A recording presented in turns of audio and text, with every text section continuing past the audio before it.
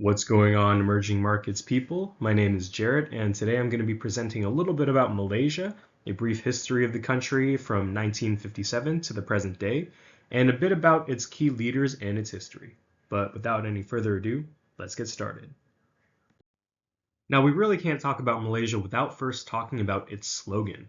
And if you ask me personally, and maybe other people who study emerging markets, Malaysia has the best slogan in the entire world, which is Malaysia, truly Asia.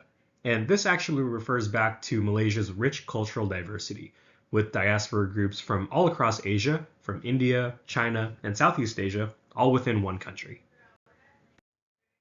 But aside from its slogan, Malaysia is actually pretty interesting in terms of its economy as well. So some key figures are that Malaysia's top trading partners are all within, as a bloc, ASEAN, which is the Association of Southeast Asian Nations, followed by China, which is its largest bilateral trading partner, and also the United States, which is also an important trading partner from across the Pacific Ocean. And its top exports are electronics, petroleum, liquefied natural gas, palm oil, and rubber. And fun fact, Malaysia used to be the world's biggest producer of rubber, but has since fallen off just a little bit.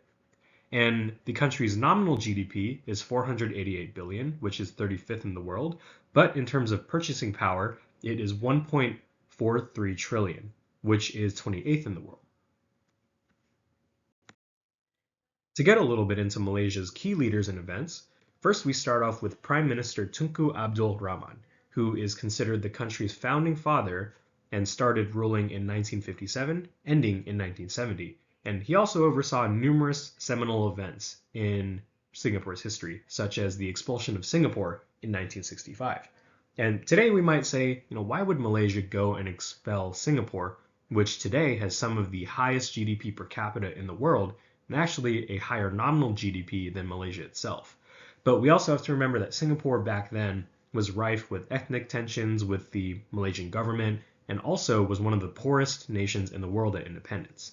We start off our second chapter of Malaysia's history with Prime Minister Mahathir Mohamad, who was the country's longest serving prime minister from 1981 to 2003, and modernized Malaysia through industrialization and privatization.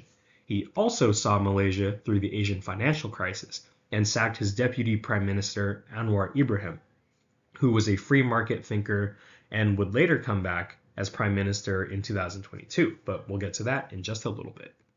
Following him was Prime Minister Najib Razak from 2009 to 2018, and while he came in as an economic reformer, he actually, surprisingly, had the 1MDB scandal in 2015, which basically was one of the biggest global corruption scandals in the country's history. And following the turmoil in financial markets and everything that went wrong in the Malaysian economy because of the scandal, in comes Anwar Ibrahim. Told you he'd be back.